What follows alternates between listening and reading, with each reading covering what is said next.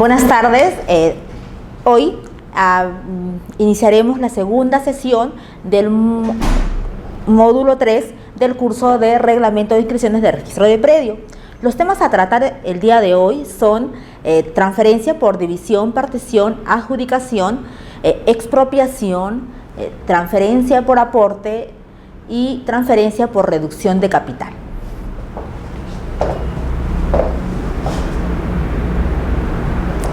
Bien, la transferencia por división, partición y adjudicación, el hablar de división, partición y adjudicación nos lleva siempre a la idea de copropiedad. ¿Por qué?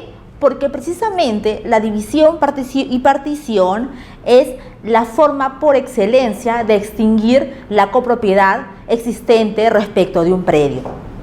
Así pues, cuando hablamos de división, partición y adjudicación, pues tenemos que remitirnos a esta base legal. En los artículos 983 al 991 del Código Civil, el artículo 2010 del Código Civil, el numeral 3 del Reglamento General de los Registros Públicos, los artículos 8, 58, 64 y 115 del Reglamento de Inscripciones de Registro de Predios.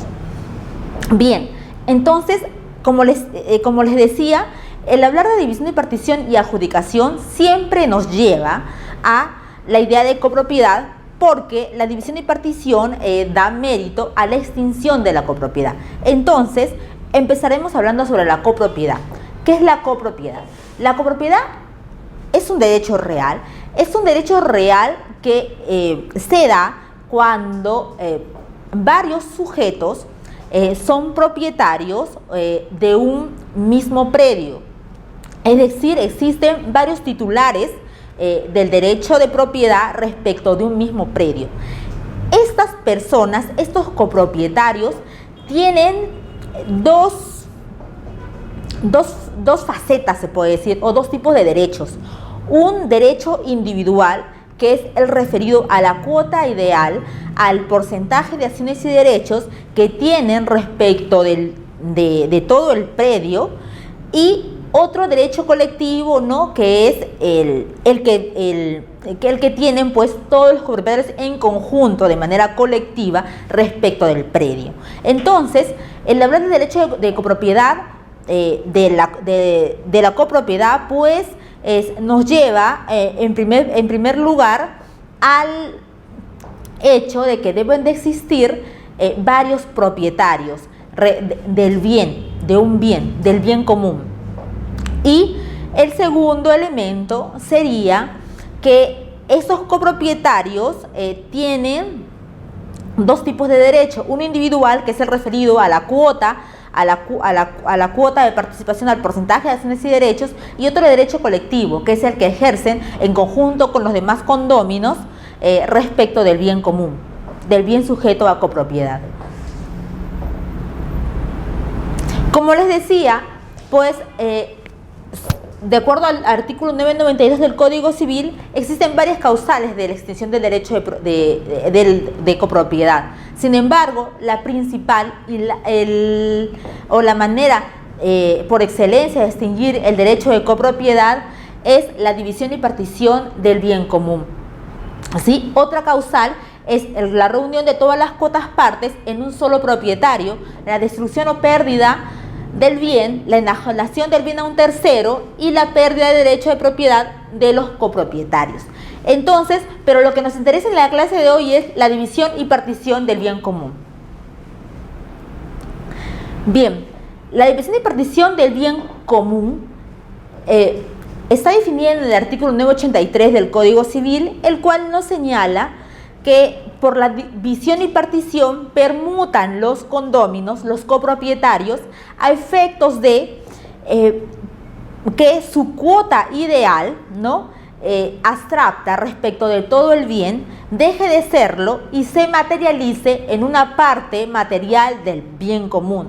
Esto es, por la división y partición permutan los copropietarios y cada uno cede el derecho que le correspondía respecto a la parte del predio que no se le adjudica, a efectos de que los demás condóminos también le cedan sus derechos en la parte del predio que se le adjudica al condómino. Es decir, todos los condóminos en la división y partición permutan, ceden los derechos que les correspondía en la parte del bien, pues que se le adjudica a su otro condómino, y viceversa. Los otros condóminos también ceden sus derechos respecto de la parte que les correspondía en los bienes que se le adjudican a sus otros condóminos. Entonces, la división y partición es una permuta, una cesión de derechos entre los copropietarios. ¿A efectos de qué? A efectos de que su cuota ideal que tenían se materialice en una parte del bien, ¿sí?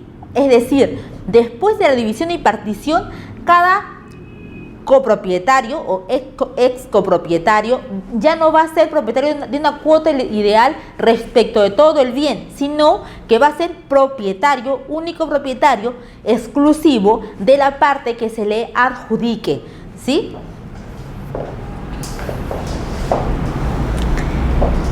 ¿Cuál es la naturaleza jurídica y la finalidad de la división y partición? Pues, conforme a lo indicado en el 983 del Código Civil, que nos decía que por la división y partición permutan los copropietarios, pues la división y partición podemos concluir que es un acto constitutivo, que tiene un carácter constitutivo, un carácter traslativo. ¿Y qué quiere decir esto?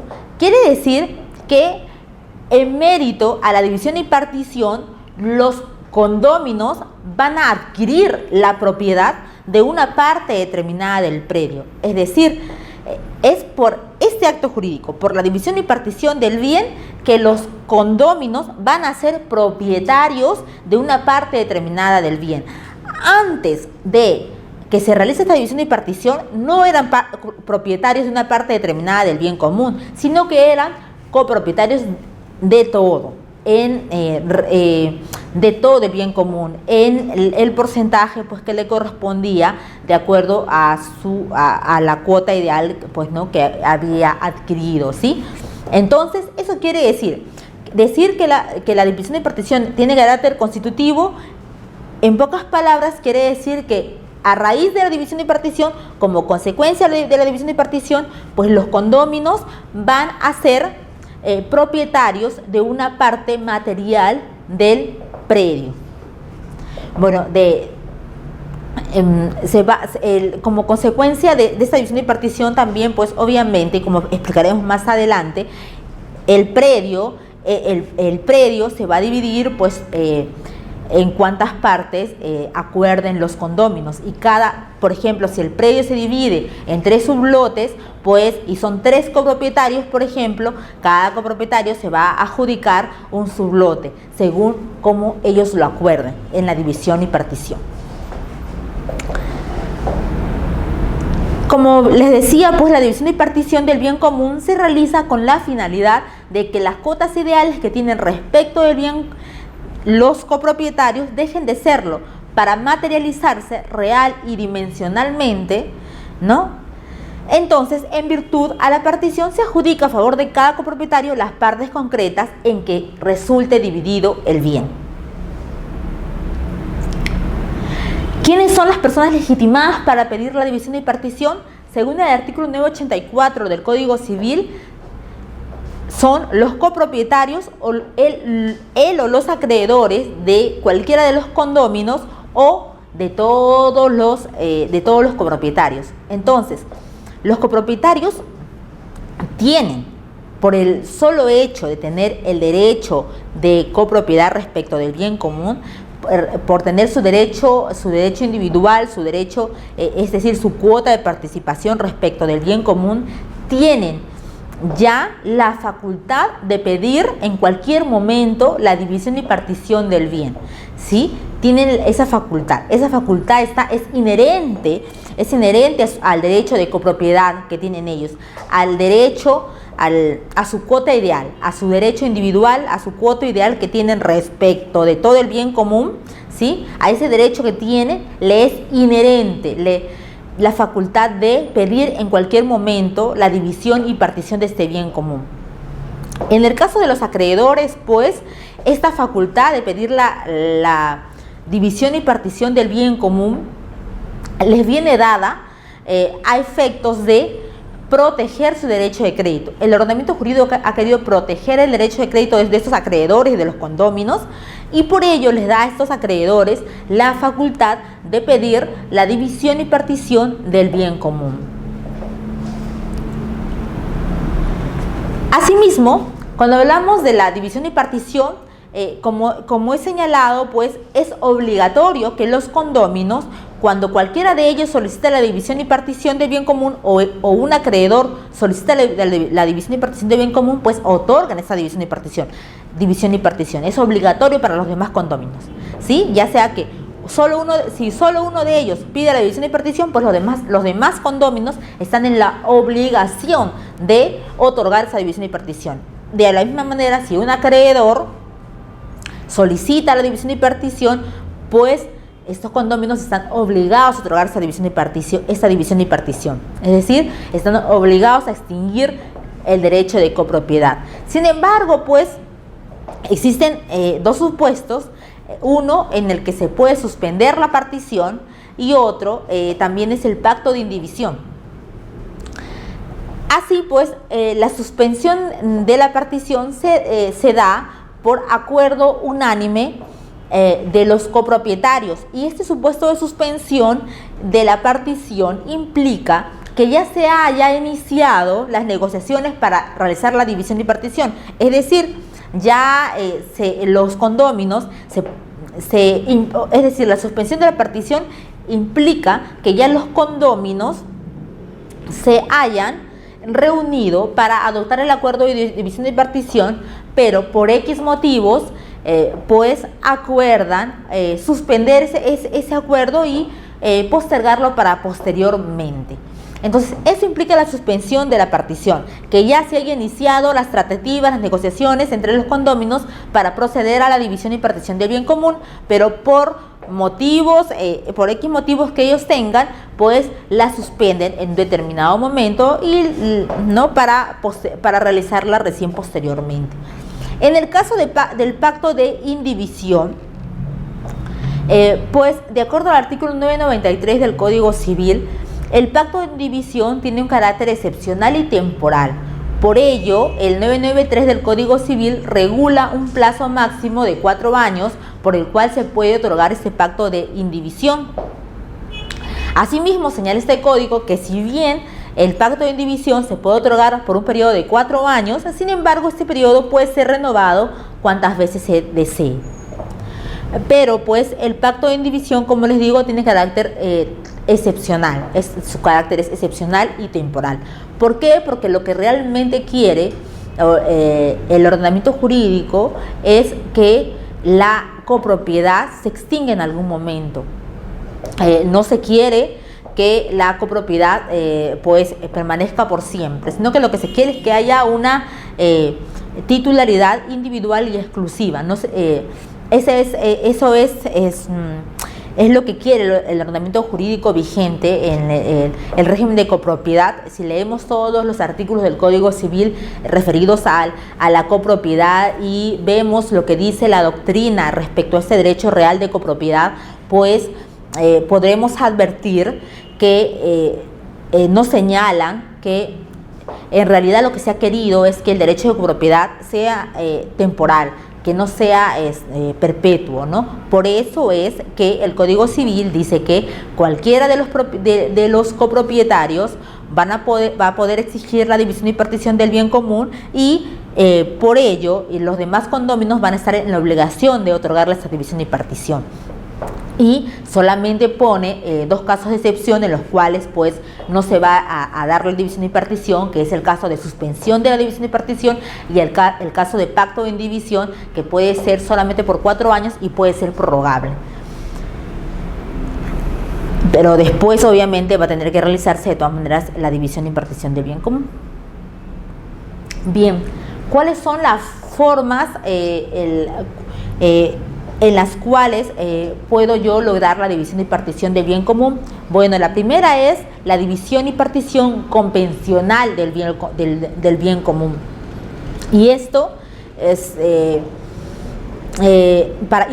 y este acuerdo de división y partición requiere acuerdo unánime de todos los copropietarios, pues como hemos dicho, la división y partición va a poner fin al régimen de copropiedad. Por lo tanto, debido a la trascendencia que tiene la división y partición, pues se requiere unanimidad de los copropietarios a efectos de llegar a la división y partición convencional del bien común. Otra forma es la división y partición judicial. Y pues, ¿para qué por qué, en qué caso se va a requerir la división y partición judicial? En los casos en que no exista unanimidad, un acuerdo unánime de los copropietarios a efectos de otorgar la división y partición del bien común. Si no hay acuerdo unánime de los copropietarios, entonces se tendrán que ir a la vía judicial a efectos de que sea el juez el que otorgue la división y partición y adjudicación del bien común. Otra forma de división y partición regulada en el Código Civil es la partición convencional especial. ¿Y a qué se refiere la partición convencional especial regulada en el artículo 987 del Código Civil? Pues en este caso se da el supuesto de que efectivamente todos los condóminos de manera unánime quieren otorgar el acuerdo de división y partición. Sin embargo, uno de ellos es incapaz o ha sido declarado ausente y solamente están actuando mediante representante, ¿no? Ya sea que sea declarado ausente o sea incapaz, son sus representantes los que están acordando conjuntamente con los demás condóminos la división y partición. Es en este caso, cuando haya algún condómino incapaz o declarado ausente, que el Código Civil, el artículo 987, nos señala que este acuerdo de división y partición deberá ser aprobado en la vía judicial. Se requerirá que el juez apruebe este acuerdo de división y partición.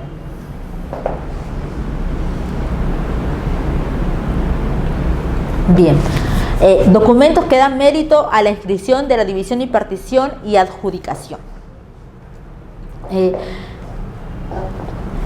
Como hemos dicho, pues la división y partición implica la transferencia de propiedad a cada uno de los condóminos de todas las partes materiales en las que se divida el bien común, el predio, ¿no? En las que se divida el predio sujeto a copropiedad. Es decir, como consecuencia de la división y partición, que como hemos dicho tiene carácter constitutivo, los condóminos van a adquirir una parte determinada del bien común, ¿sí? Entonces, todas las partes en las que se divida el bien común, el predio en este caso, pues va a ser adjudicada a uno de los condóminos. Es decir, va a existir una transferencia de propiedad, porque antes, como señalábamos, cada condómino era propietario del bien común de acuerdo a su cuota ideal, ¿no? Pero en este caso, no eran propietarios de una parte determinada del bien, eran copropietarios de todo el bien común de acuerdo a la cuota ideal, a su porcentaje de acciones y derechos que le correspondía.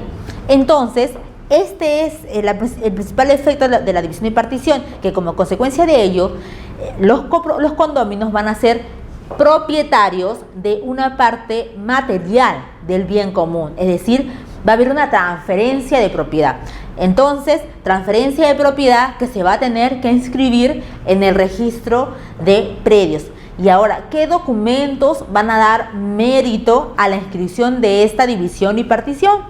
Pues, si bien el Código Civil en ningún artículo nos señala qué documento va a dar mérito a la inscripción de la división y partición, o cuáles son o cómo se va a formalizar este acto jurídico de división y partición, sin embargo, basándonos en el principio de titulación auténtica regulada en el artículo 2010 del Código Civil, podemos señalar que En el caso de división y partición convencional, es decir, cuando existe acuerdo unánime de los copropietarios, pues el documento que dará mérito a la inscripción de la división, partición y adjudicación va a ser la escritura pública, ¿sí? ¿Por qué? Porque el principio de titulación auténtica señala que todo acto se inscribirá en mérito a instrumento público, salvo disposición en contrario de la ley. Sin embargo, como les decía, el Código Civil no ha dicho nada al respecto, no hay otra norma que diga algo al respecto en relación al documento que va a dar mérito a la división y partición. Por lo tanto, aplicamos el principio de titulación auténtica, y en el caso de división y partición convencional va a ser la escritura pública la que dé mérito a la inscripción de dicha transferencia. De tratarse de una división y partición judicial, pues va a ser el parte judicial conformado por los documentos señalados en el artículo 8 del Reglamento de Inscripciones de Registro de Predio, esto es, el oficio del juez, la resolución donde conste pues el derecho que se quiere inscribir, la transferencia, la división, partición y adjudicación, ¿no? Y la resolución que la declare consentida o ejecutoriada, y entre otros documentos que se consideren necesarios. Es decir, es el parte judicial. En el caso de la división y partición en vía judicial, es el parte judicial el que va a dar mérito a la división, partición y adjudicación. Es decir, es el título que da mérito, que contiene el acto de transferencia de propiedad, y que va a dar mérito a la inscripción de la transferencia de propiedad por división, partición y adjudicación. Bien, pero tanto la escritura pública como los partes judiciales contienen pues el acto que ocasiona, o el acto que es la causa de la transferencia del derecho de propiedad, ¿no?, de cada condómino respecto de la parte material que se le haya adjudicado. Sin embargo, como hemos venido diciendo también, cuando se realiza la división, partición y adjudicación, el predio común se va a dividir en tantas partes como lo acuerden los copropietarios. Es decir, puede dividirse, por ejemplo, en 3 sublotes, ¿no? El predio puede dividirse en 3 sublotes. Entonces, ¿cómo yo, solamente con la escritura pública o con el parte judicial, voy a proceder a independizar esos 3 sublotes, y para poder inscribir esta adjudicación, esta división, partición y adjudicación, es decir, para inscribir el derecho de cada condómino en el lote que le corresponde? Pues no. Como les decía, si bien la escritura pública y el parte judicial en su caso contienen la transferencia en sí de propiedad, es decir, la división, partición y adjudicación que transfiere a cada condómino una parte material del bien, sin embargo, a efectos de poder independizar cada una de esas partes en las que se ha dividido el bien común, se deberá de presentar los documentos que, de acuerdo al reglamento de inscripciones de registro de predios, dan mérito a la inscripción de la independización. Ello de conformidad con el artículo también 115 del mismo reglamento de inscripciones de registro de predios, que señala que cuando se tenga que inscribir la transferencia de propiedad respecto de una parte de un predio, pues se tendrá que proceder con la independización de esta parte.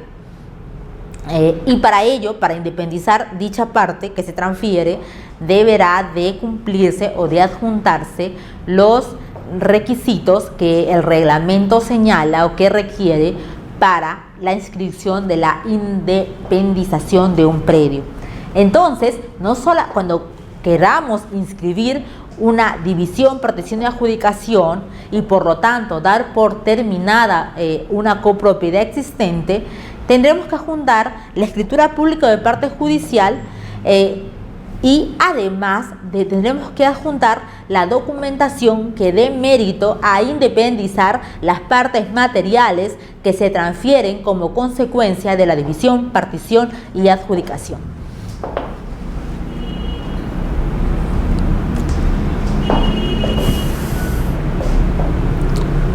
Esta resolución, la resolución 1301 del 2014 del Tribunal Registral, pues nos confirma lo que hemos venido diciendo de que cuando se está frente a un derecho de copropiedad, cada condómino tiene su derecho individual respecto de la cuota ideal que le corresponde respecto de todo el bien común, pero también tiene derecho colectivo con todos los condóminos respecto del bien común en general. Respecto de esto de derecho individual referido a su cuota ideal, pues el condómino tiene libre disposición de la misma, puede disponer y grabar, grabar su cuota ideal sin necesidad de que los demás condóminos aprueben esta transferencia. Sin embargo,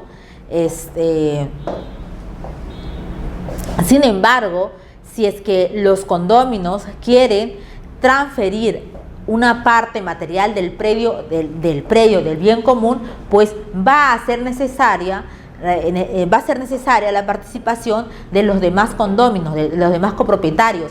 ¿Por qué? Porque conforme lo hemos manifestado, los condóminos antes de la división y partición no son propietarios de una parte material del bien, sino son copropietarios de todo el bien común, en el porcentaje que le corresponda de acuerdo a la cuota ideal que tengan respecto del bien. Entonces, eso es lo que nos señala esta resolución, ¿no? Nos dice, cada copropietario puede transferir sus cuotas ideales sobre el predio sin requerir el consentimiento de los demás copropietarios. Sin embargo, deberá señalar el porcentaje o proporción transferido con respecto a la totalidad del predio. Bueno, tiene que decir si transfiere el 5%, el 10% respecto de la totalidad del bien común, pero sin requerir pues el consentimiento de los demás condóminos. Y a continuación nos dice esta resolución, para que uno de los o más copropietarios transfieran parte material del predio sujeto a copropiedad, se requiere la intervención de todos los copropietarios, ello de conformidad con el inciso 1 del artículo 971 del Código Civil, salvo que decidan ponerle fin al estado de indivisión a través de la división y partición. Asimismo, deberá cumplirse con los requisitos para la indemnización de la parte material transferida. Sí, que es lo que ya decíamos hace un momento. Esta resolución, la 1209-2014, nos vuelve a confirmar que a efectos de que se puedan transferir las partes físicas del bien sujeto al régimen de copropiedad, pues se requiere necesariamente que se ponga fin a este régimen mediante la división, partición y adjudicación del predio.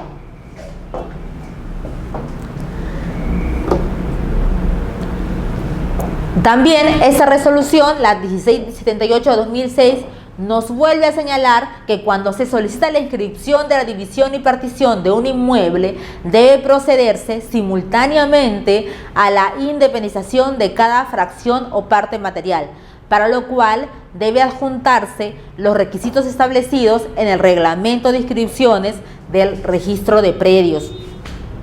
¿Sí? Esto es lo que les decía hace un momento, ¿no?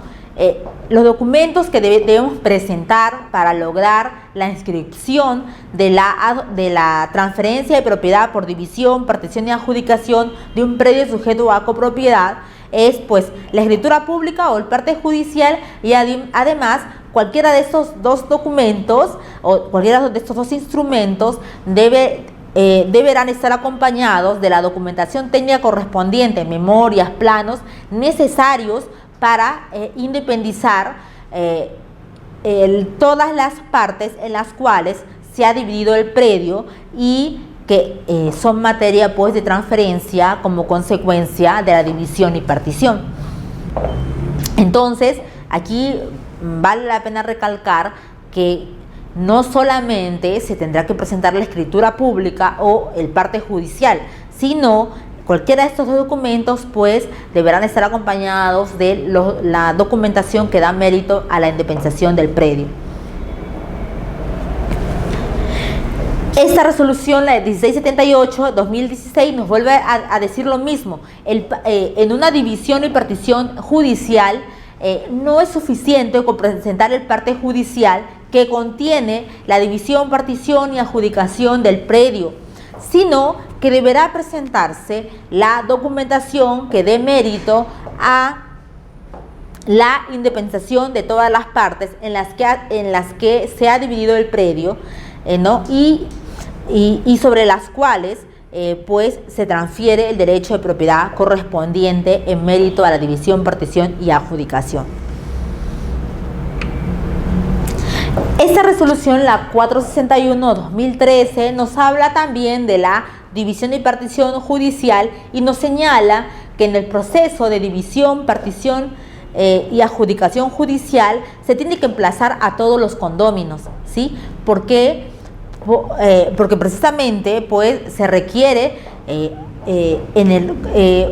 o bien un acuerdo convencional, un acuerdo unánime de todos ellos para poder lograr la división y partición del bien común, y de no ser así pues se van a la vía judicial, y en la vía judicial el juez pues tendrá que plazar a todos ellos para que hagan valer su derecho correspondiente, ¿no?, en este proceso de división, partición y adjudicación judicial. ¿Por qué? Porque precisamente este proceso tiene como finalidad pues poner fin al derecho de copropiedad. Entonces vemos la relevancia que tiene que el juez cumpla con emplazar a todos los condóminos dentro de este proceso judicial de división, partición y adjudicación. Y eso es lo que nos dice el Tribunal Registral en esta resolución que estamos viendo, ¿no?, que se debe de emplazar a todos los copropietarios en el proceso de división, partición y adjudicación. Bien, la resolución 510/2013 nos habla del traslado de gravámenes en la división y partición de un bien. Y nos señala lo siguiente: los gravámenes que afectan la cuota ideal de uno de los copropietarios de un bien deben trasladarse a todas las partidas registrales resultantes de la división y partición de dicho bien. ¿Qué implica esto? ¿O a qué nos lleva? Como les decía hace un momento, la división y partición de un bien sujeto a copropiedad tiene carácter constitutivo, y así lo ha determinado nuestro Código Civil en el artículo 983, y así también lo señala la doctrina al analizar el derecho real de copropiedad. Nos dice que la división y partición tiene carácter constitutivo. En nuestra legislación, el acto jurídico de división y partición por el cual se pone fin al derecho de copropiedad tiene carácter constitutivo. ¿Y esto qué implica? Bueno, implica lo primero que les decía hace un momento, que en mérito a la división y partición, los copropietarios adquieren la propiedad respecto de una parte material del bien. Es decir, antes de la división y partición no eran propietarios de una parte material del bien. Ese es el primer efecto. El segundo efecto de considerar a la división y partición como un acto constitutivo, como un acto jurídico de carácter constitutivo, es que todos los gravámenes constituidos durante la vigencia de la copropiedad, ¿no?, ya sea que el gravamen se constituya respecto de la cuota ideal de uno de los condóminos o respecto de todo el bien en general, de todo el predio, de todo el bien común, pues en primer lugar son válidos, y no va a importar a quién se adjudique determinada parte del bien, a efectos de que dicho gravamen constituido antes de la división y partición se traslade a todas las partes materiales en que se divida el predio, ¿sí? Entonces, eso es lo que implica que la copropiedad tenga carácter constitutivo. Uno de los efectos es que todos los gravámenes constituidos durante el régimen de copropiedad, ya sea que se haya constituido respecto de la cuota ideal de alguno de los condóminos o se haya constituido respecto de todo el predio, de todo el bien común, pues se van a trasladar a todos los predios que resulten al dividir, a realizar la división y partición del bien, sin importar a qué condóminos se adjudiquen o si es vendido el predio a un tercero, ¿sí? Es decir, todas las cargas y gravámenes constituidos durante la vigencia del derecho de copropiedad, ya sea que sean constituidos respecto de la cuota ideal de un determinado condómino o sean constituidos respecto de todo el bien, se van a trasladar a todas las partes materiales en las que se divide el predio, ¿sí?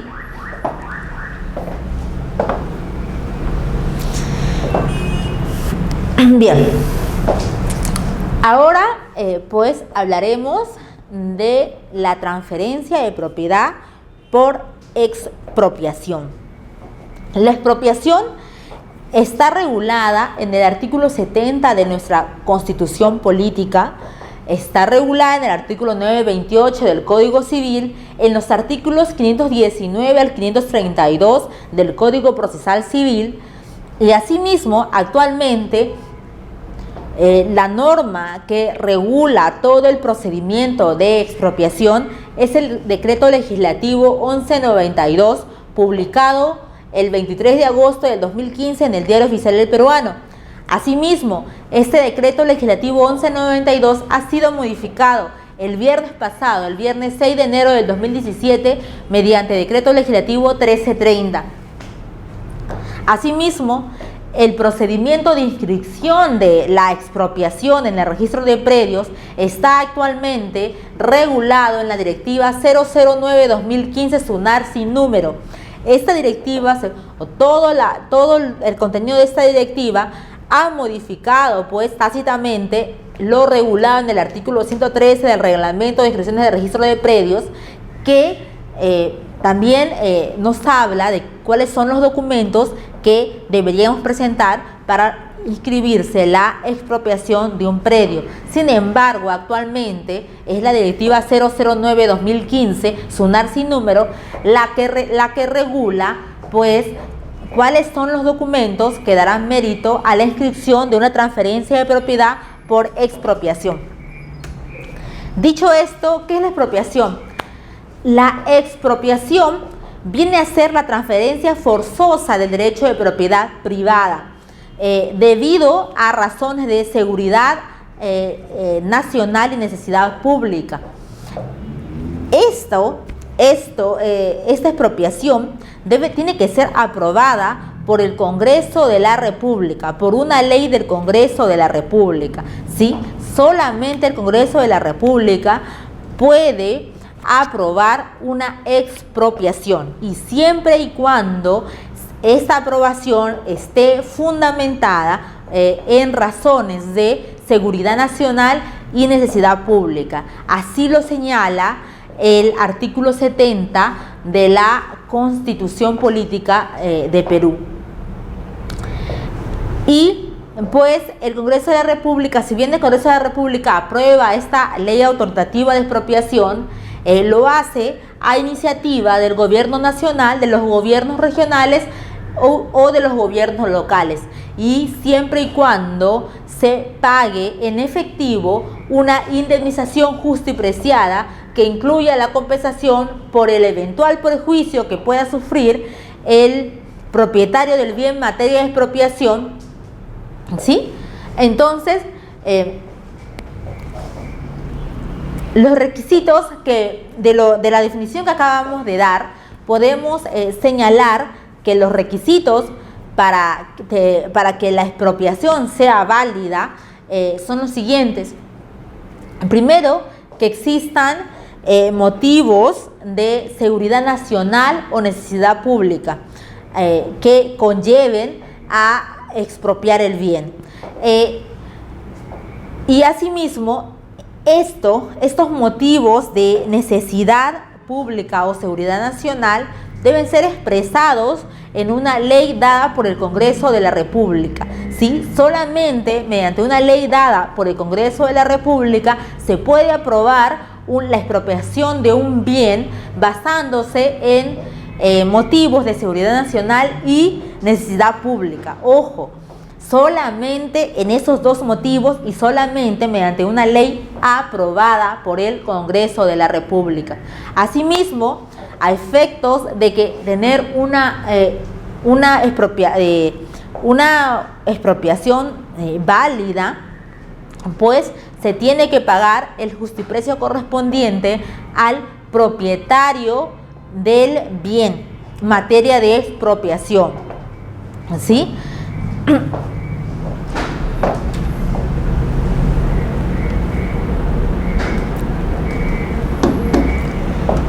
De los requisitos de validez antes indicados podemos también concluir en qué supuestos nos encontramos ante una expropiación que es inconstitucional. Esto es, que va en contra de lo regulado en el artículo 70 de la Constitución Política. Y el primer supuesto es cuando no exista la ley del Congreso de la República que declara la expropiación, sino otra norma con rango de ley. Es decir, si la expropiación ha sido efectivamente aprobada por una norma con rango de ley, pero esta norma con rango de ley no ha sido emitida por el Congreso de la República, pues la expropiación será inconstitucional, y así lo ha declarado ya nuestro Tribunal Constitucional. Entonces, como les vengo repitiendo, la expropiación debe ser aprobada por una ley del Congreso de la República. Asimismo, puede incurrirse en una expropiación inconstitucional cuando, si bien exista la ley dada por el Congreso que aprueba la expropiación, sin embargo en esta ley no se fundamentan las razones de seguridad nacional y necesidad pública que pues originan la expropiación del predio. Entonces, como les digo, los únicos motivos por los cuales se puede expropiar un predio es por necesidad pública y por seguridad nacional, no por otros motivos, ¿sí? Solamente son esos dos motivos en los que puede fundarse la expropiación de un predio. Otro supuesto de inconstitucionalidad, de privación del derecho de propiedad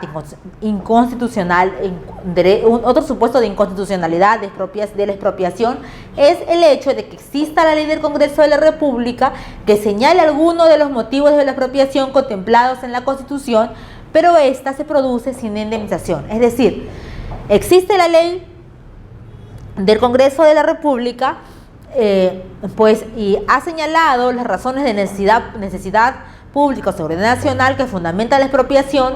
Sin embargo, pues no se ha pagado el justiprecio correspondiente. En estos casos, pues que si no hay pago de justiprecio, también es inconstitucional la expropiación.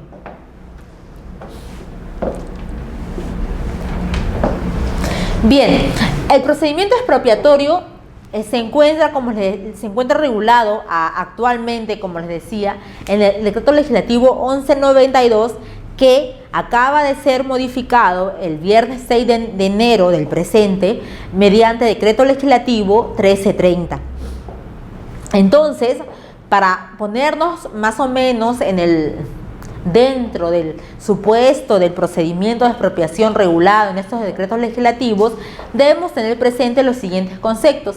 La adquisición es la transferencia voluntaria de la propiedad del inmueble necesario para la ejecución de las obras de infraestructura.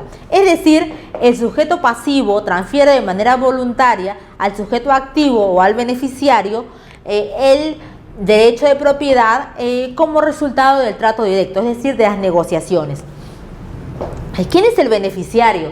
El beneficiario en el procedimiento de expropiación es el titular del derecho de propiedad del inmueble como resultado de la expropiación. Es decir, va a ser la persona, ¿no? la entidad que adquiere derecho de propiedad para poder realizar las obras de infraestructura necesarias.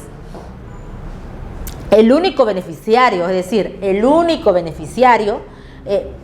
ahí debo recalcar que el único beneficiario es el Estado, actuando a través de alguna de las entidades públicas, comprendiendo a los titulares de proyectos. Es decir, la única persona, el término de persona no sería el adecuado. El único beneficiario en el proceso de adquisición o con una expropiación puede ser el Estado, no puede ser una persona natural ni una persona jurídica, ¿sí? Solamente es el Estado. Puede ser representado por cualquiera de las entidades que lo componen o por los titulares de algún proyecto que tenga a su cargo la realización de obras de infraestructura. Pero en sentido estricto, pues es el Estado el único que puede ser beneficiario en un procedimiento de expropiación o de adquisición. Otro concepto fundamental es el certificado de posesión. Certificado, constancia o documento, que es el certificado, constancia o documento que acredite la posesión continua, pacífica y pública del predio y una o más pruebas complementarias establecidas en el marco legal para el proceso de formalización de la formalización urbana o rural. Este certificado de posesión en el procedimiento de adquisición y expropiación, va a ayudar en ciertos casos a acreditar quién es el sujeto pasivo en el procedimiento expropiatorio. Aquí debo manifestar, para no confundirnos, debo de precisar algo. El decreto legislativo 1192 no regula solamente el procedimiento expropiatorio, sino que regula 4 procedimientos. Primero es el procedimiento de adquisición, que como acabamos de decir es la transferencia voluntaria de la propiedad del inmueble necesario para la ejecución de la obra de infraestructura, ¿no? Primero regula el procedimiento de adquisición, después regula el procedimiento de expropiación, y luego habla de la transferencia de bienes del Estado también en el marco de requerirse, ¿no?, esos predios de bienes de propiedad estatal para obras de infraestructura. También nos habla en ese supuesto de la transferencia de bienes del Estado. Y asimismo nos habla de la liberación de interferencias. Todo esto pues en el marco de realización de obras de infraestructura, ¿no? Pero lo que nos importa y el tema que estamos tratando en esta clase, del cual estamos hablando, es de la transferencia por expropiación, es de la expropiación. Si bien este decreto, como les digo, regula otros procedimientos, el procedimiento que nos compete, que nos toca comentar hoy día es la expropiación.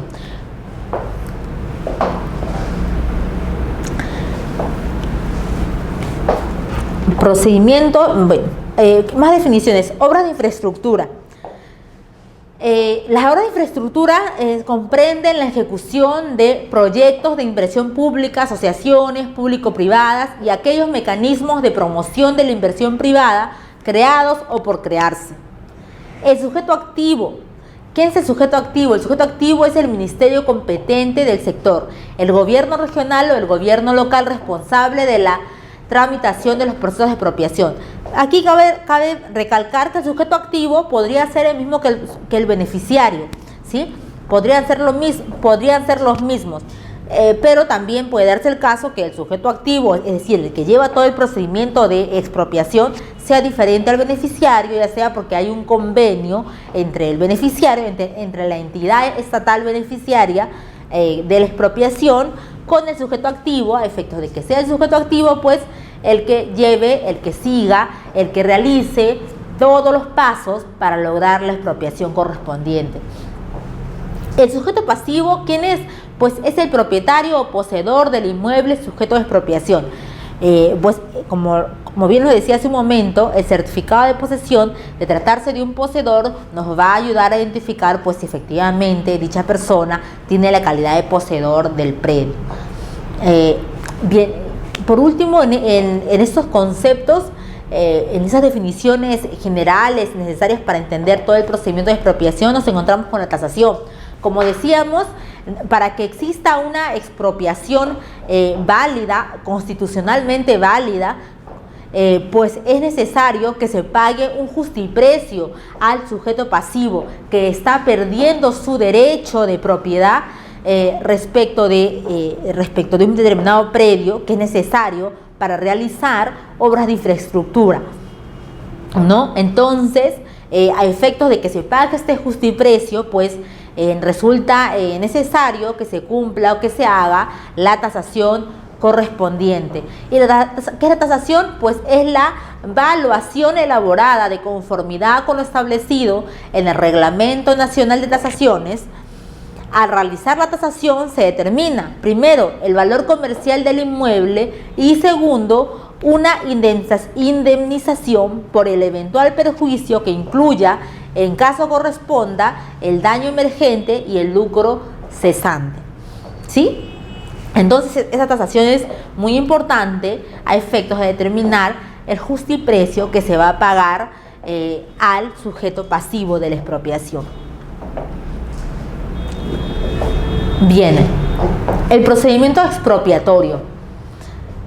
El inicio del procedimiento expropiatorio se da cuando se rechaza la oferta de adquisición, es decir, como les señalaba hace un momento, el decreto legislativo 1192 regula también la adquisición, que era la transferencia voluntaria del predio. Es decir, cuando se identifica, cuando la entidad, el sujeto pasivo, identifica un predio que es necesario para realizar una determinada obra de infraestructura, pues lo que hace es primero notificar al sujeto pasivo, o sea, el propietario o poseedor de este predio que se requiere para realizar la obra de infraestructura, lo notifica a efectos pues de que tome conocimiento de que este predio es necesario para realizar determinada obra de infraestructura y para ofrecerle comprar ese predio, ¿no? Que se lo transfiera a cambio pues de pagarle el valor correspondiente.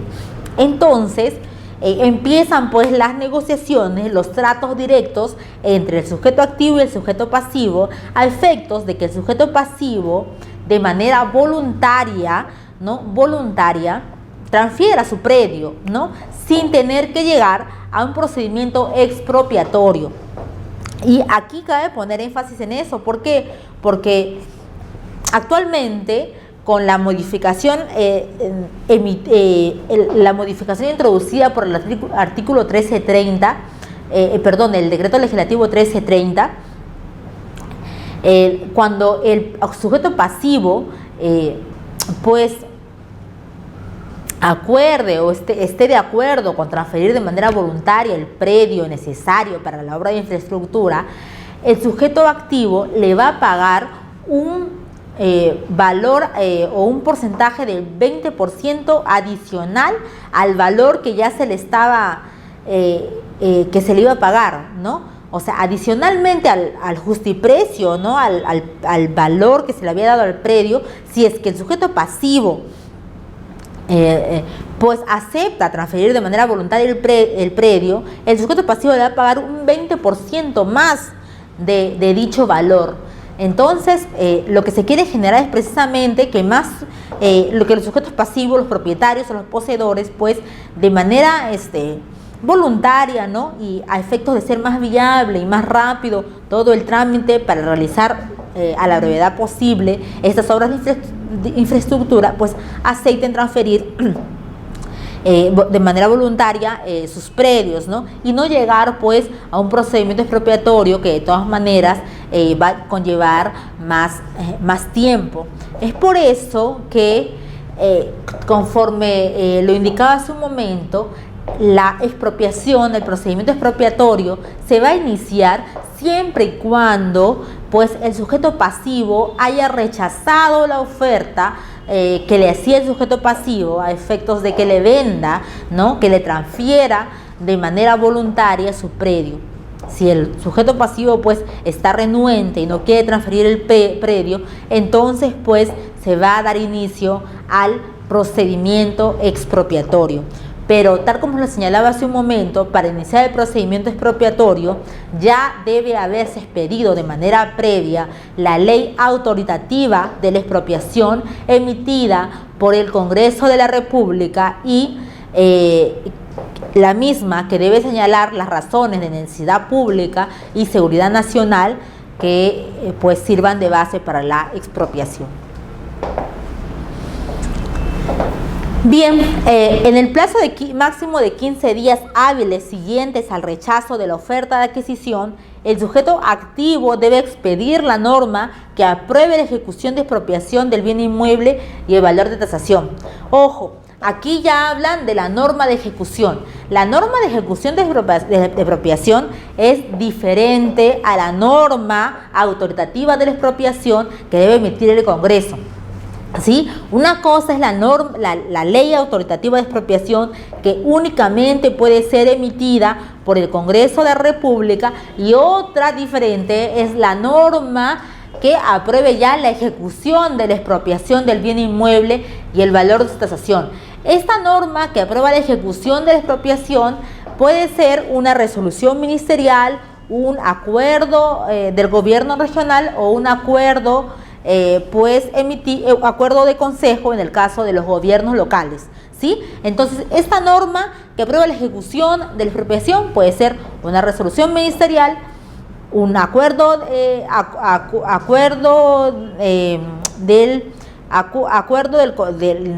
consejo en el caso del gobierno regional, y también un acuerdo del consejo en caso de gobiernos locales. Como ya les señalaba, para que se inicie el procedimiento expropiatorio es necesario que ya esté previamente dada la ley autoritativa de la expropiación dada por el Congreso de la República. Bien, ¿qué documentos dan mérito a la inscripción de la transferencia de propiedad por expropiación?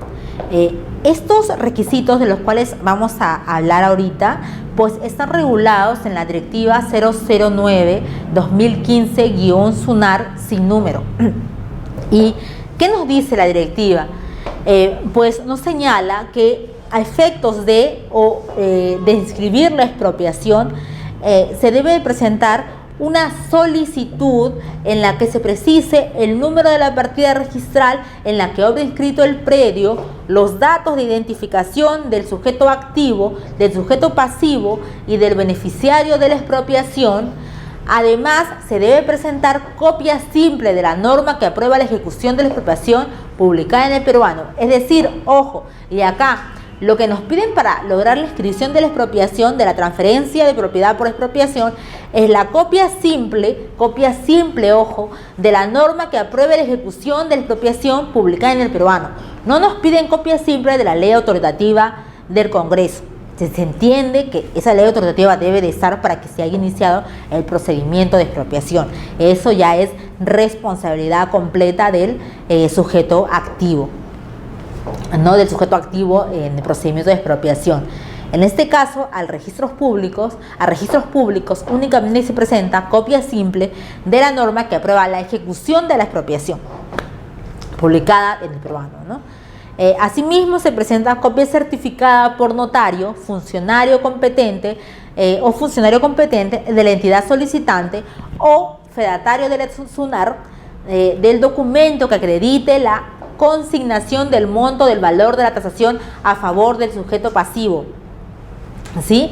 Nos tienen que adjuntar, como les digo, la copia certificada del documento que acredite que ya se consignó, o sea, que ya se puso a disposición del sujeto pasivo el monto correspondiente del justiprecio a efectos de poder inscribir la transferencia por expropiación. Bien, además, en el caso de expropiación parcial de inmuebles no registrados o de inmuebles no registrados, es decir, cuando solamente se expropie parte de un determinado predio o el predio en materia de expropiación no se encuentra inmatriculado en registros públicos, además de los 3 documentos señalados hace un momento, deberá presentarse los planos perimétricos y de ubicación georreferenciados a la red geodésica nacional referida al datum y proyección de las coordenadas oficiales suscritos por verificador catastral con su correspondiente memoria descriptiva. ¿Sí? Entonces, este verificador catastral pues es un profesional inscrito en el índice de verificadores de la Superintendencia Nacional de Registros Públicos, ¿no? De la SUNAR. En el caso de expropiación parcial, los planos deben estar referidos al área a independizar y al área remanente, ¿no? Es decir, cuando solamente se quiera expropiar parte de un predio, los planos deben referirse tanto al área que es materia de expropiación y al área remanente, salvo lo dispuesto en la cuarta disposición complementaria y final del reglamento de instrucciones de registro de predios. ¿Qué nos dice la cuarta disposición transitoria y final del reglamento de instrucciones de registro de predios? Nos señala que no será necesario presentar el plano del área remanente y la memoria correspondiente cuando el área de catastro determine la imposibilidad de determinar el área remanente luego de independizar el área que es materia de expropiación. Es decir, me explico mejor.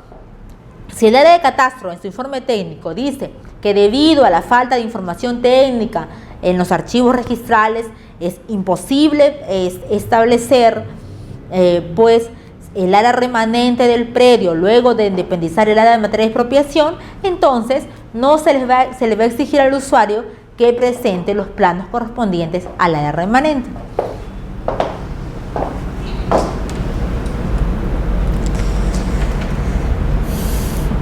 Bien, otro supuesto es la inscripción de la expropiación cuando existe superposición de partidas o duplicidad de partidas. Bueno, lo que nos dice la directiva es que en los casos de duplicidad de partidas, para la inscripción del derecho de propiedad a favor del beneficiario de la expropiación, el registrador procede a abrir una nueva partida registral, ¿sí?, en la que inscribe el derecho del beneficiario, cerrando total o parcialmente las partidas involucradas, sin necesidad de extender anotación de correlación correspondiente. Es decir, cuando exista duplicidad de partidas respecto del predio en materia de expropiación, el registrador lo que va a hacer es abrir una nueva partida y en esa nueva partida va a inscribir el predio en materia de expropiación y la expropiación y la transferencia por la expropiación correspondiente y va a cerrar las antiguas partidas que se encontraban duplicadas o que sufrían de duplicidad. Asimismo, nos señala la directiva que en la anotación de cierre parcial de cada una de las partidas registrales debe indicarse el área objeto de expropiación. En estos casos, solo es exigible la información gráfica referida al área en materia de expropiación. ¿Sí? Entonces, pues, como les digo, eso es en el supuesto de duplicidad de partidas. Bien, otro supuesto.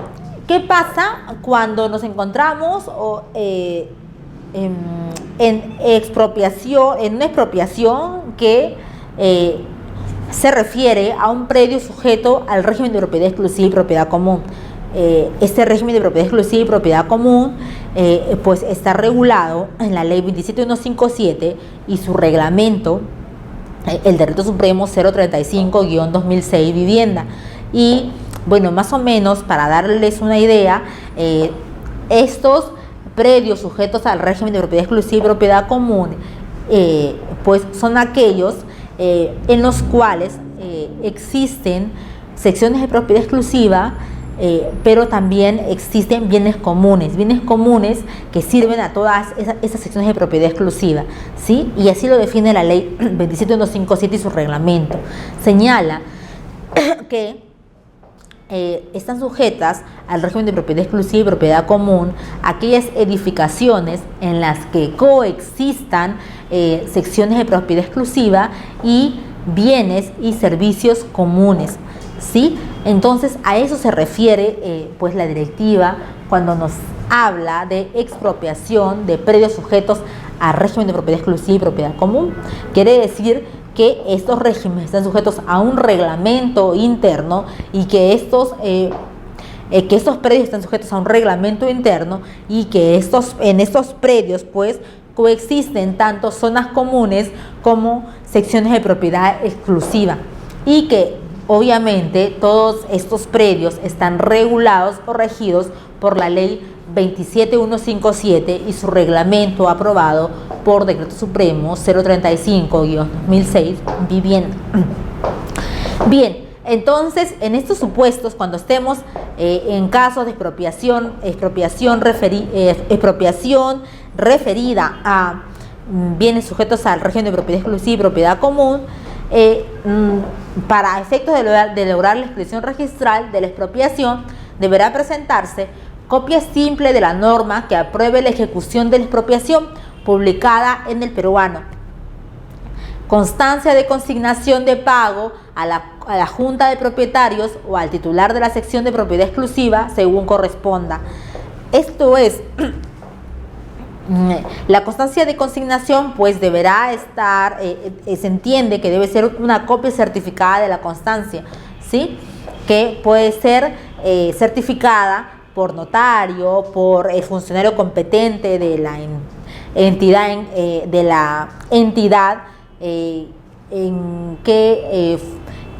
a quien le corresponde puede seguir todo el procedimiento de expropiación, ¿no? Es decir, al sujeto activo, a la entidad que actúa como sujeto activo en el procedimiento de expropiación, o también puede ser una copia certificada por fedatario de la SUNAR. Y un tercer requisito que se requiere en los casos de expropiación de predios sujetos al régimen de propiedad exclusiva y propiedad común es la constancia del verificador catastral, en el sentido que las áreas excluidas e independizadas no afectan el uso esencial del predio. ¿Por qué? ¿Por qué se requiere esa constancia? Porque, como les decía, los predios sujetos al régimen de propiedad exclusiva y propiedad común son edificaciones en las que coexisten pues zonas comunes y zonas y secciones de propiedad exclusiva. Entonces, por lo general, todas las secciones de propiedad exclusiva se sirven de las zonas comunes, ya sea para transitar, en fin, para transitar o para ejercer cualquier se puede decir otro uso respecto de estas zonas comunes. Entonces, en estas edificaciones, pues las zonas comunes y las secciones de propiedad exclusiva por lo general están intrínsecamente ligadas, ¿sí? Es necesario de todas esas zonas comunes a efectos de el normal funcionamiento de todo ese régimen de propiedad exclusiva y propiedad común que regula esta edificación, la edificación determinada. Entonces, puede que el predio, o sea, ya sea la zona común que se quiere expropiar o la sección de propiedad exclusiva que se quiere expropiar, pues sea de vital importancia para toda la edificación, de manera que si la expropian, pues no va a poder seguir, no se va a poder seguir, ¿no? Con este régimen de propiedad exclusiva y propiedad común. Es decir, si en el área que es materia de expropiación se pierde la esencia de la edificación, entonces a esto se refiere la constancia del verificador catastral, ¿no? En el sentido de que las áreas excluidas o independizadas no afectan el uso esencial del predio. ¿Qué pasa? ¿Qué pasa si es que el área materia de expropiación afecta el uso esencial del predio? Pues lo que va a ocurrir es que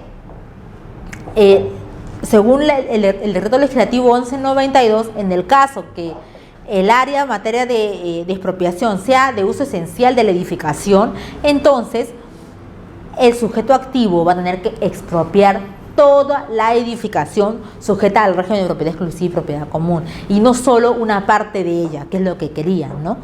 porque esa parte pues es de uso esencial del predio, y sin esa parte pues la edificación sujeta al régimen de propiedad exclusiva y propiedad común no va a poder seguir funcionando, no va a poder seguir vigente.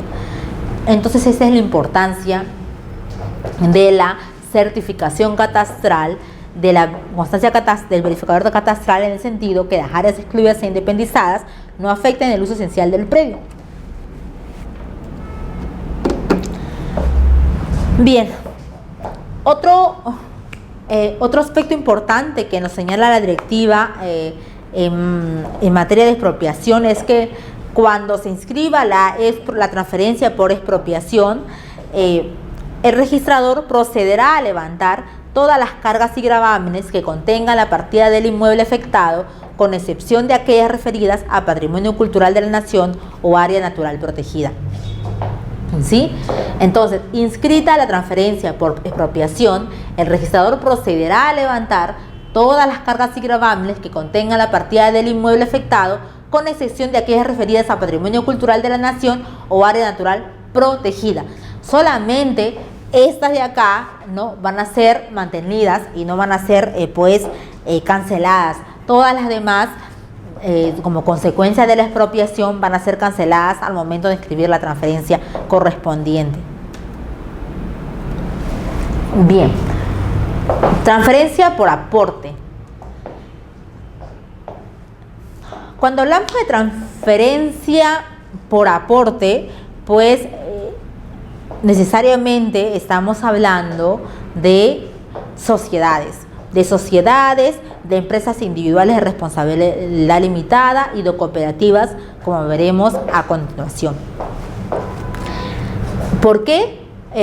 Porque pues el aporte, la idea de aporte en nuestra legislación pues nos lleva necesariamente al concepto de sociedad, básicamente de sociedad anónima, pero en general nos lleva pues a todos los tipos societarios regulados en la Ley General de Sociedades.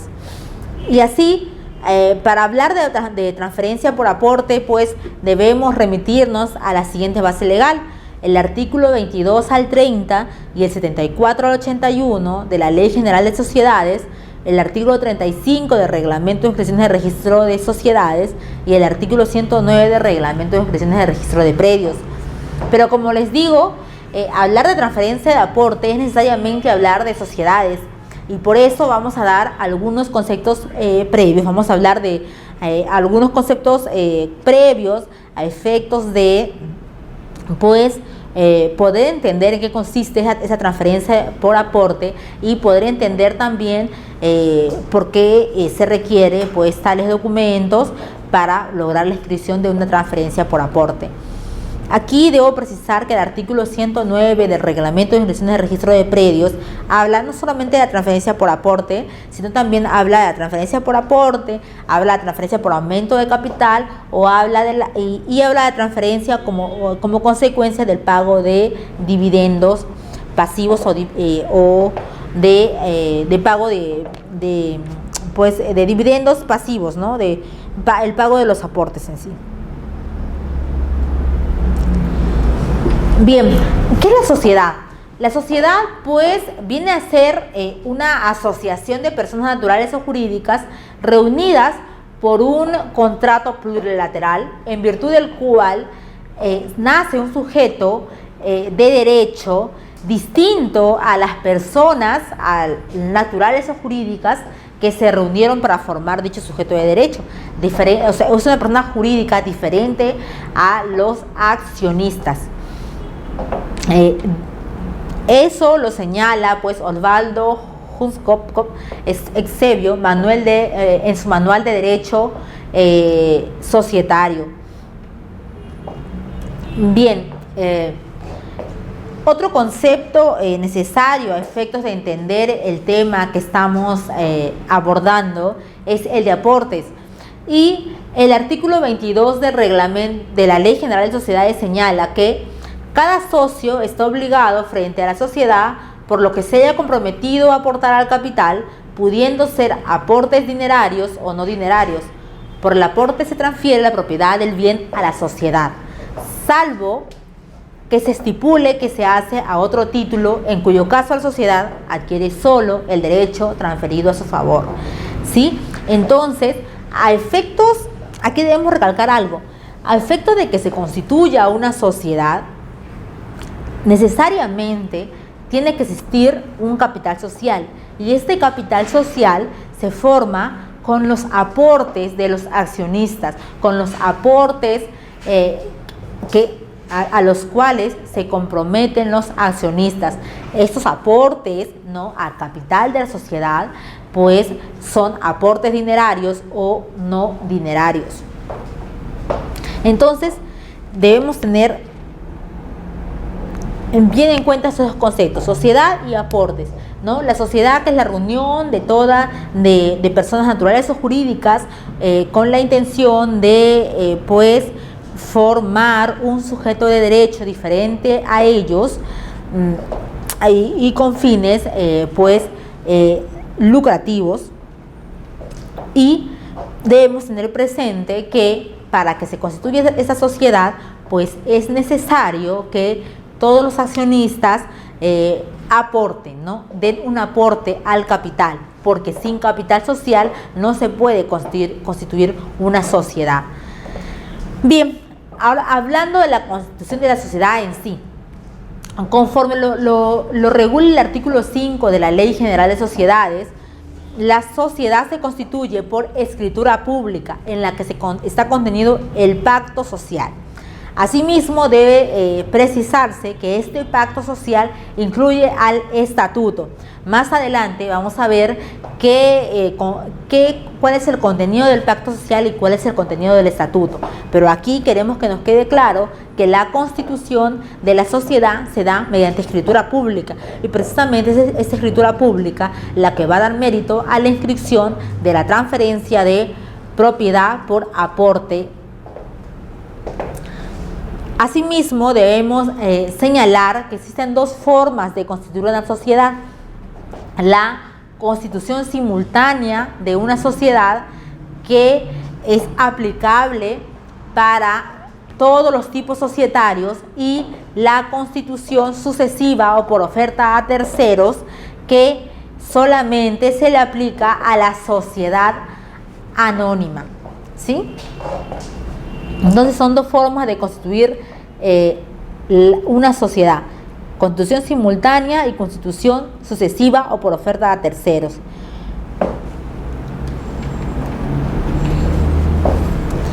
Otros aspectos relevantes de la constitución de la sociedad de una sociedad es que la sociedad se constituye por lo menos por dos socios. En toda sociedad existe un capital social, que es lo que le decía al inicio. En toda sociedad existe un capital social, y el capital social constituye el valor fijado en dinero al conjunto de las aportaciones de bienes o derechos susceptibles de valoración económica, aportaciones que pueden ser dinerarias o no dinerarias, siendo que en el caso de la sociedad anónima no se permiten los aportes de servicios. La sociedad adquiere personalidad jurídica desde su inscripción en el registro de personas jurídicas y la mantiene hasta que se inscribe su extinción. ¿Sí? Entonces, pues, como les digo, la sociedad requiere necesariamente de un capital social. Adquiere personalidad jurídica, o sea, la sociedad, cuando se inscribe en el registro público, en el registro de personas jurídicas, adquiere una personalidad jurídica y pues esta personalidad jurídica la mantiene hasta la fecha en que se extingue. Es decir, esa sociedad es un sujeto de derecho distinto a las personas naturales o jurídicas que la constituyeron, ¿no? Es diferente a sus accionistas. Bien, como les decía, la escritura pública de constitución de una sociedad tiene que contener el pacto social y el estatuto. Ahora bien, ¿cuál es el contenido del pacto social?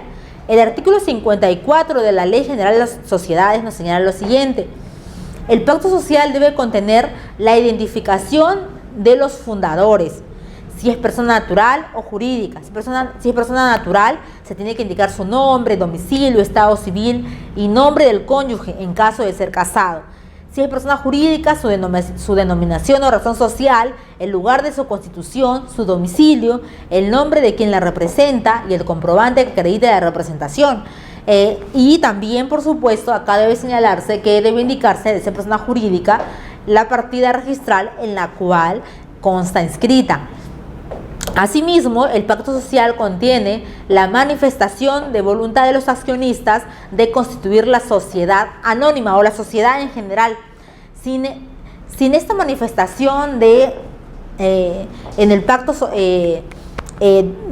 sin esta manifestación de constituir la sociedad, pues no existiría el pacto social, ¿sí? Esto es lo principal, lo que en doctrina se llama la affectio societatis, ¿sí? Esta manifestación de voluntad de querer constituir esta persona jurídica, esta sociedad. Asimismo, debe indicarse también el monto del capital y las acciones en que se divide este capital.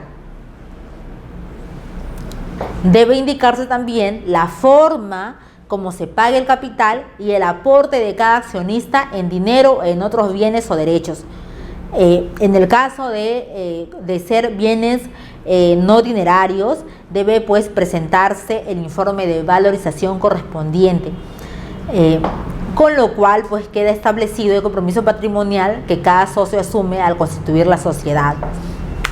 Asimismo, debe indicarse el nombramiento y los datos de identificación de los primeros administradores de la sociedad. Asimismo, pues, como les decía, el pacto social contiene también el estatuto, que es el que va a regir el funcionamiento de la sociedad, y que a continuación veremos también cuál es el contenido de dicho estatuto.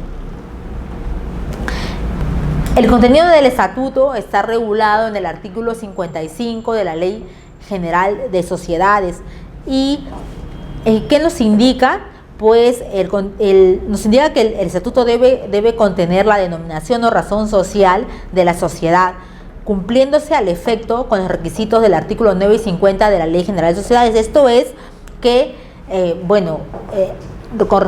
conformidad con esos artículos, el 9 y el 50 de la Ley General de Sociedades, a efectos de saber si corresponde una denominación o una razón social, pues deberemos remitirnos pues al tipo societario que queramos constituir. En el caso de las sociedades anónimas, pues estas tienen una denominación.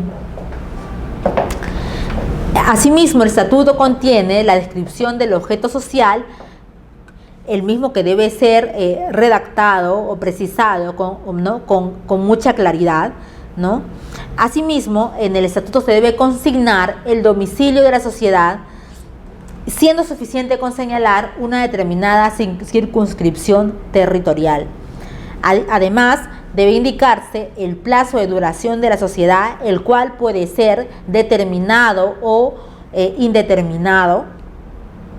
Además, en el estatuto también se indican el monto del capital, el número de acciones en que está dividido, el valor nominal de cada una de ellas y el monto pagado por cada acción suscrita. De existir clases de acciones, de haberse acordado la creación de clases de acciones, pues debe indicarse, ¿no?, cuáles son esas clases de acciones en que está dividido el capital, el número de acciones de cada clase, las características, derechos especiales o preferencias que se establezcan a favor no de los accionistas de determinada clase de acciones, y el régimen de prestaciones accesorias o de obligaciones adicionales. El régimen de los órganos de la sociedad, con lo cual se configura su estructura jurídica interna. Los requisitos para acordar el aumento o disminución del capital y para cualquier otra modificación del pacto social o del estatuto, relativas a los quórums, mayorías, formas de tomar acuerdos, etc. Asimismo, en el estatuto deberá indicarse la forma y oportunidad en que debe someterse a la aprobación de los accionistas la gestión social y el resultado de cada ejercicio.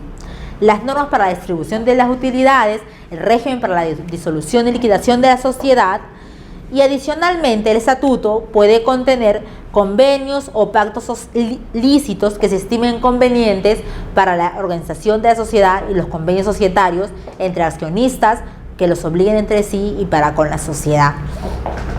Bien, entonces hasta aquí vemos lo que debe contener el pacto social y el estatuto, que son estos dos documentos, el pacto social y el estatuto, los que están contenidos en la escritura pública de constitución de reglamento interno. Y como veremos un poquito más adelante, es esta escritura pública de constitución de la sociedad, de constitución de la sociedad, la que va a dar mérito a la definición de la transferencia por aporte o por aumento de capital o por pago de dividendos.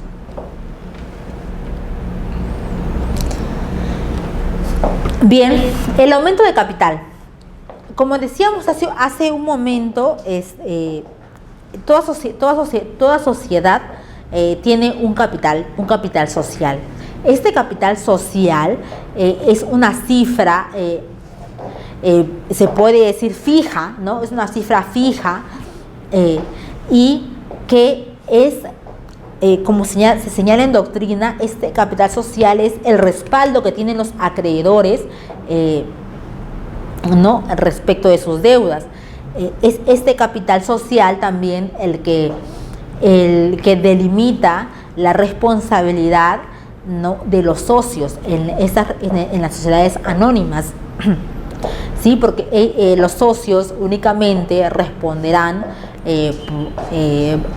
por las deudas, ¿no? de la sociedad únicamente hasta donde alcance el capital social de la misma. Entonces, el capital social tiene una trascendencia, una gran trascendencia. Por ello es que en el caso del aumento de capital, pues este aumento de capital eleva este capital social, eleva esta cifra de capital social, y ello pues implica una mayor garantía para los acreedores. Los acreedores van a tener un mayor monto que garantice sus acreencias. Es así, dicho esto, debemos señalar que el artículo 201 de la Ley General de Sociedades señala que el aumento de capital se acuerda por Junta General, cumpliendo los requisitos establecidos para la modificación del estatuto, y consta en escritura pública, ¿no? Es decir, para aumentar el capital social se requiere mayoría y quórum calificado. El quórum calificado implica que en primera convocatoria se requiere de la participación de los accionistas que representen por lo menos los 2/3 de las acciones suscritas con derecho a voto, y en segunda convocatoria se va a requerir un número de accionistas que representen por lo menos las 3/5 partes de las acciones suscritas con derecho a voto.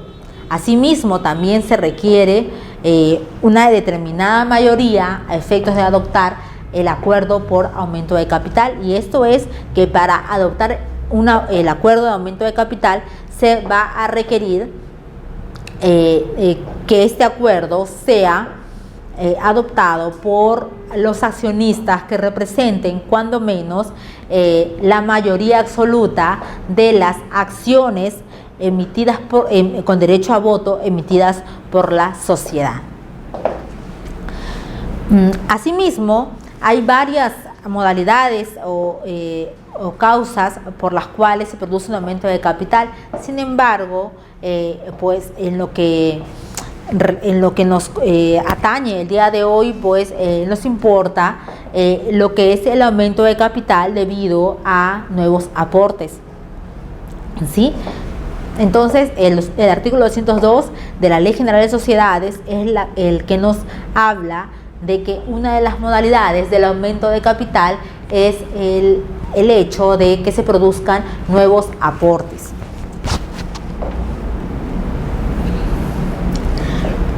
Bien, teniendo esto más o menos, viéndonos ubicado en lo que es una transferencia por aporte, en qué contexto se da esa transferencia por aporte. Esto es, como hemos visto, se da cuando se constituye una sociedad, pues los socios aportan algo para el capital social de esta sociedad que van a constituir, y pues en ese momento transfieren. En este caso pueden transferir predios, por ejemplo, a favor de la sociedad, y esto pues implica una transferencia de propiedad a favor de la sociedad.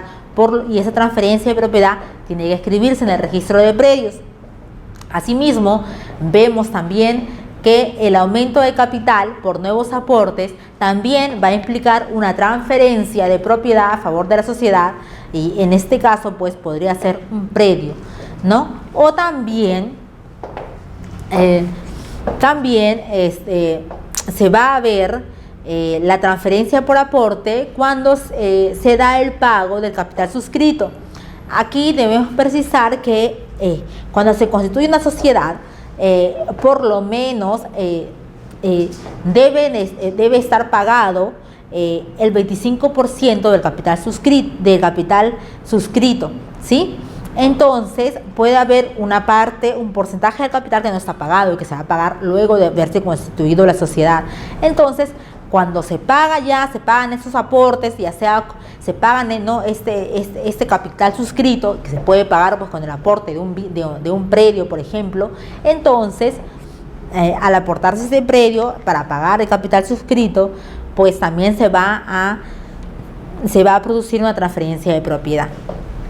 Bien, entonces el artículo 109 del reglamento de inscripciones de registro de predios y el artículo 35 de la ley del reglamento del registro de sociedades son las normas que nos hablan de la inscripción de transferencia por aporte, por aumento de capital o por pago de capital suscrito.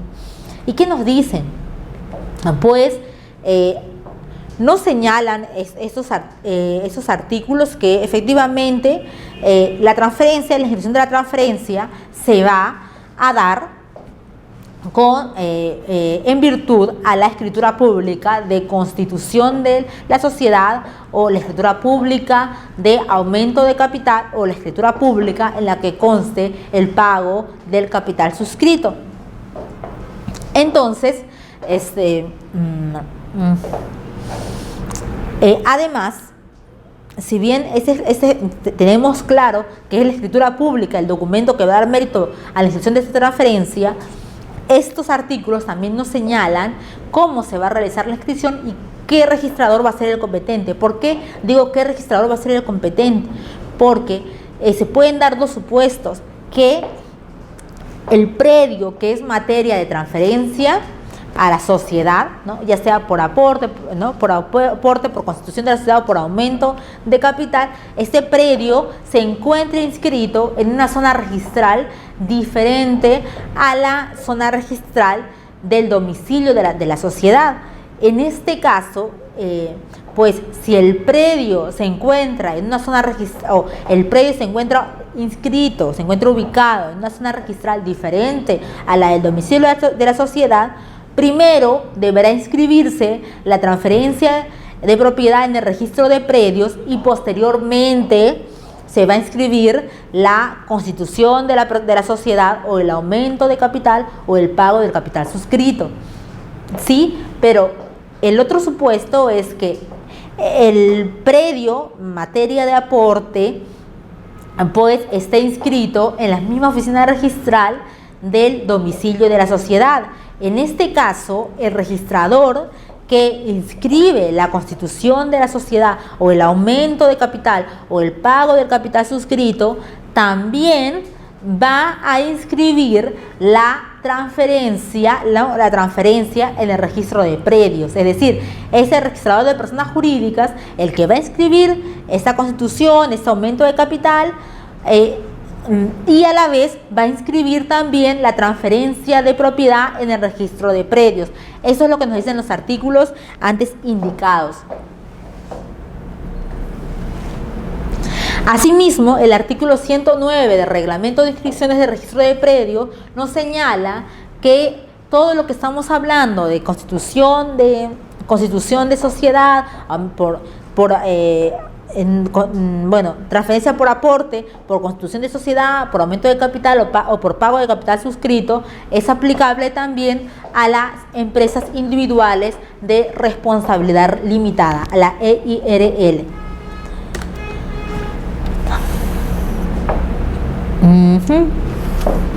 Inscripción de transferencia por aporte, aumento de capital o capital suscrito.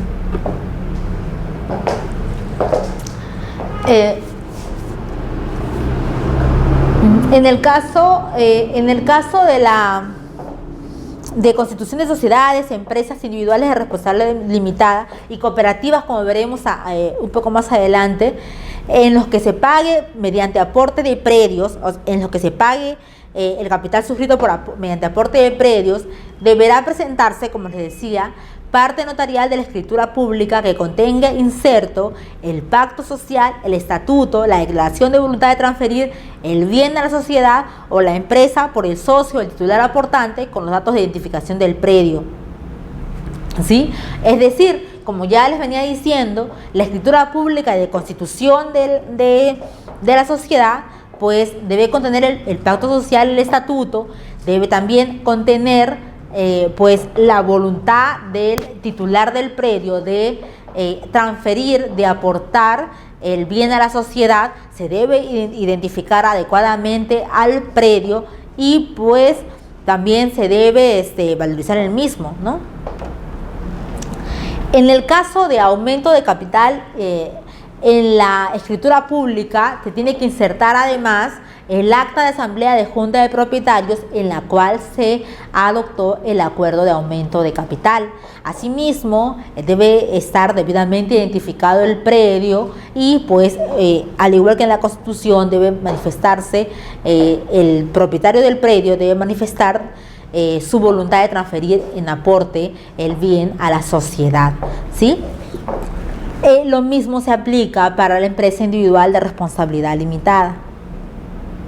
Como les decía hace un momento, el artículo 109 del Reglamento de Inscripciones de Registro de Predios señala que todo lo regulado por transferencia de aporte o por aumento de capital, o por pago de capital suscrito es aplicable también a las EIRL. Y eso lo señala de manera literal el artículo 109 del Reglamento de Inscripciones de Registro de Predios. Sin embargo, pues existían dudas si esta norma también era aplicable a las cooperativas. Sin embargo, el Tribunal Registral, en una resolución del 2006, la 701 del 2006, ha señalado que la transferencia, todo lo regulado por transferencia de aportes, por aumento de capital, también es aplicable a las cooperativas, pues estas personas jurídicas, las cooperativas, tienen un capital social, por lo tanto, le es aplicable todo lo relacionado a las transferencias por aporte, por aumento de capital o por pago de capital suscrito. ¿Sí?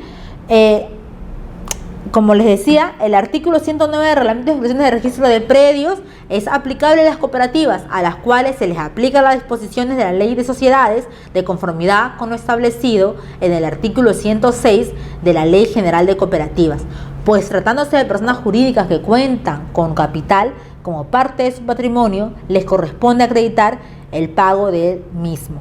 Asimismo, respecto a cooperativas, debemos precisar que al serle también de aplicación del artículo 109, pues cuando se aporte a su capital social predios, a efectos de escribirse este aporte, deberá presentarse escritura pública, ¿sí? ¿Por qué? Porque como sabemos, las cooperativas la constitución de una cooperativa puede inscribirse también en mérito a copias certificadas de las actas. Pero sin embargo, pues en mérito de una copia certificada del acta no vamos a poder inscribir la transferencia de propiedad del predio por aporte. ¿sí? Entonces, en el caso de la cooperativa, si bien pues la cooperativa se puede constituir por copia certificada del acta, sin embargo, si como parte de su capital se está aportando, ¿no? Se está aportando capital, a su capital social, un predio, entonces deberá pues constar en este caso la constitución de la cooperativa por escritura pública, a efectos de poder escribir también la transferencia por aporte, ¿no? Bien, otro tema a tratar en la clase de hoy pues es el de transferencia por reducción de capital social. Y como vimos en lo que era hace un momento la transferencia por aporte o por aumento de capital o pago de capital suscrito, esa transferencia se realizaba a favor de la sociedad. En este caso, en el caso de la transferencia por reducción de capital, es a la inversa. Aquí la sociedad, debido a una reducción de su capital social, va a transferir a su socio la propiedad de determinado predio. O sea, es a la inversa. La figura es a la inversa.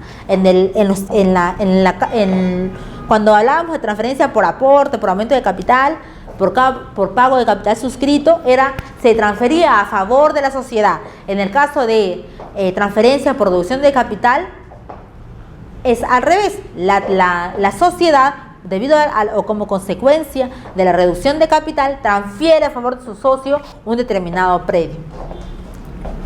La transferencia por reducción de capital, pues, tiene como base legal el artículo 215 al 220 de la Ley General de Sociedades, los artículos 71 al 74 del Reglamento de Inscripciones de Registro de Sociedades, el artículo 110 del Reglamento de Inscripciones de Registro de Predios.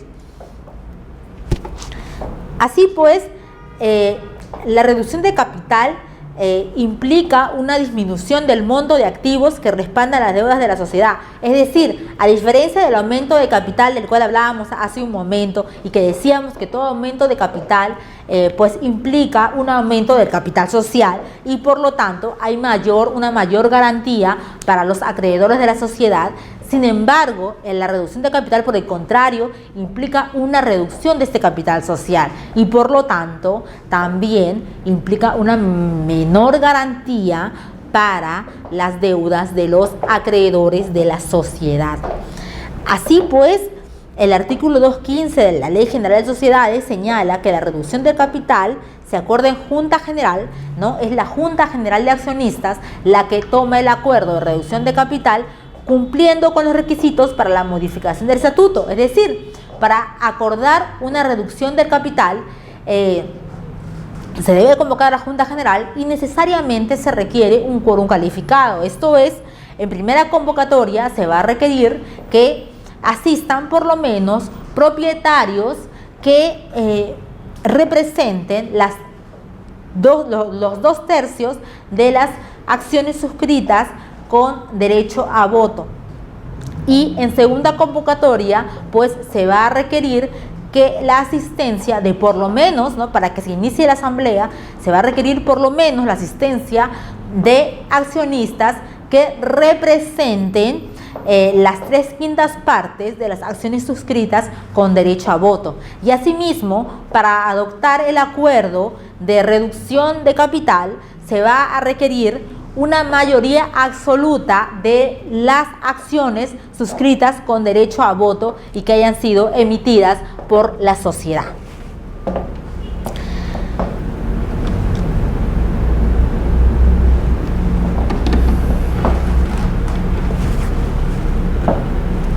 Bien, respecto a la inscripción de la transferencia por reducción de capital, debemos señalar que igual vamos a requerir escritura pública, ¿no? Escritura pública en la que contenga el acta de asamblea en la cual se acordó la reducción del capital. Pero para ello, antes debemos precisar también que en el caso, o el artículo 110 del Reglamento de Inscripciones de Registro de Predios nos pone en un supuesto. En el caso en que el predio que es transferido al socio como consecuencia transferido al accionista como consecuencia de la reducción del capital, se encuentre inscrito en la oficina registral del domicilio de la persona jurídica de la sociedad, entonces pues el registrador que inscriba la reducción de capital también va a inscribir la transferencia, del derecho de propiedad en el registro de predios, ¿no?, a favor del accionista correspondiente. Sin embargo, debemos precisar que el artículo 110 del Reglamento de Inscripciones de Registro de Predios no nos dice nada respecto al supuesto de que el predio que es transferido como consecuencia de la reducción de capital se encuentre en una oficina registral distinta a la del domicilio de la sociedad. ¿Qué hacemos en este caso? Pues el Tribunal Registral ha señalado ya que en este caso lo que correspondería es inscribir primero la reducción de capital en el registro de personas jurídicas y posteriormente ya solicitar la inscripción de la transferencia como consecuencia de la reducción de capital en el registro de predios, y que esta inscripción se realice en base al título archivado en virtud del cual se realizó la inscripción de la reducción de capital en el registro de personas jurídicas. Asimismo, para la inscripción de la transferencia de propiedad por reducción de capital debe constar en la correspondiente escritura pública la intervención del representante de la sociedad y del adquirente. Además, también esta inscripción de transferencia por reducción de capital es aplicable a las empresas individuales de responsabilidad limitada.